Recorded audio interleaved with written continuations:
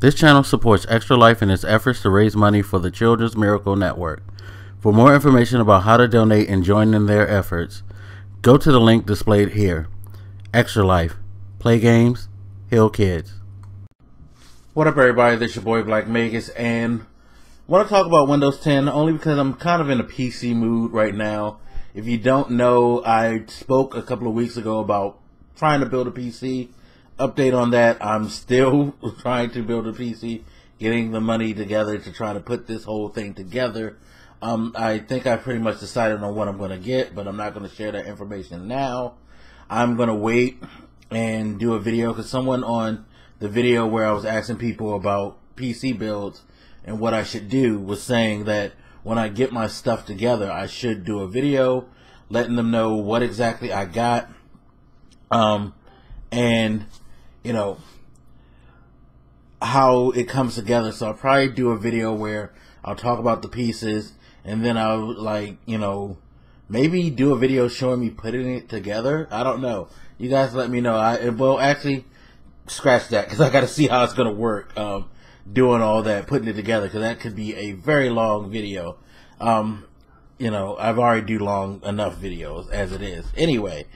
So Windows 10, they talked a little bit more about Windows 10 and what's going to be coming to the operating system. So Windows 10 is something I'm very interested in, because I'm not a huge fan of Windows 8. I've never really cared that much for it. And it's not that Windows 8 is bad, sorry, but I'm like distracted left and right real quick. You got neighbor's dog outside barking, and then I heard something move to the right of me.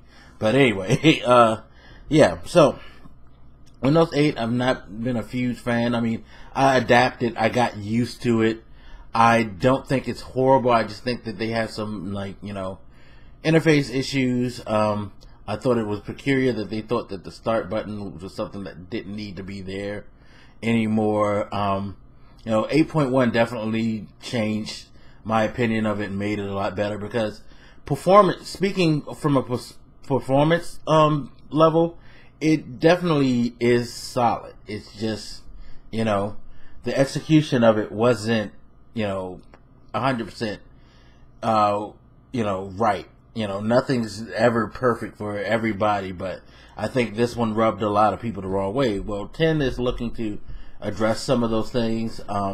They spoke about improving the browser. They talked about the Spartan thing that has been mentioned before, where it's a new browser. They talked about Cortana. Cortana, if you don't know, is basically Microsoft's version of Siri. If, you know, to put it in the easiest terms, it's been on Windows phones for a while. Now it's going to be on Windows on your PC, so you can use that for voice or text, you know, commands. Like, you can ask it questions, like, you know, about websites, weather, things like that. It'll aid you in doing searches, so it'll make things a little easier if you have a microphone on your PC, although you can just type it in as well. They spoke about DirectX 12, which is going to give 50% performance improvement to PC gaming. By the way, all you guys out there doing these videos talking about, Phil Spencer said that the Xbox One is going to be increased by 50% more due to DirectX 12. I need y'all to, like, relax, go back and actually listen to Phil Spencer. He was speaking about Windows PC gaming, not the Xbox One. He did speak about the Xbox One and the integration of an Xbox app into Windows that'll let you control your Xbox. It'll let you chat with people on the Xbox One and interact with them, see their activities, things like that. He also spoke about crossplay between Windows 10 and Xbox One, which is something I was impressed, excited about, but also my feelings were, well, it took you long enough. I have never understood why the creator of a PC operating system the PC operating system that the majority of the PC gaming community plays on has never like went the route of making crossplay something that is done prevalently between the Xbox brand and PCs. You would have thought that the Microsoft producing both would have had that as one of their key features for a while. Don't say that it couldn't have been done before, because we've seen PS3 and PC do crossplay with DC Universe Online and with Portal 2. So it wasn't that the hardware wasn't good enough before. It could have happened. It could have happened at the launch of Xbox One as well. I'm glad it's happening now, though, because I think it's a smart move. It's something that they should have done. If I'm Microsoft, every Microsoft Studio game produced, I'm trying to make crossplay if it has some type of multiplayer component. My goal is to try to get whoever's developing a game for us exclusively, or whoever I can do like how Sony went out and made the deal with Valve with Portal 2. I'm trying to make that happen as much as possible, because I think that's a really neat feature that Microsoft should have been took advantage of. So that's cool to see right there. What else? Let me check really quick if I missed anything. There was some more stuff, like there was something about a holographic device. I forget exactly what that was. You know, things like that, but I was more just focusing on the operating system and what it does itself. After that, I kind of was like, whatever, good. Windows is making some key changes to, you know, their interface. I'm curious to see what Spartan is going to be like, because I'm not a huge fan of Internet Explorer either. I actually use Chrome instead.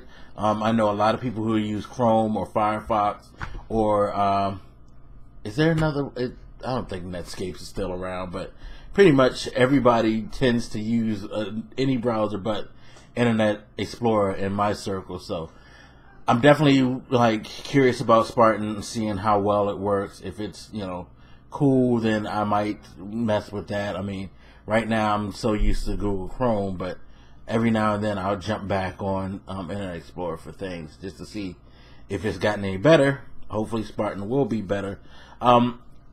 Also, real quick before I forget, there will be a free, a new build for the people who are on Windows 10, the Windows Insiders.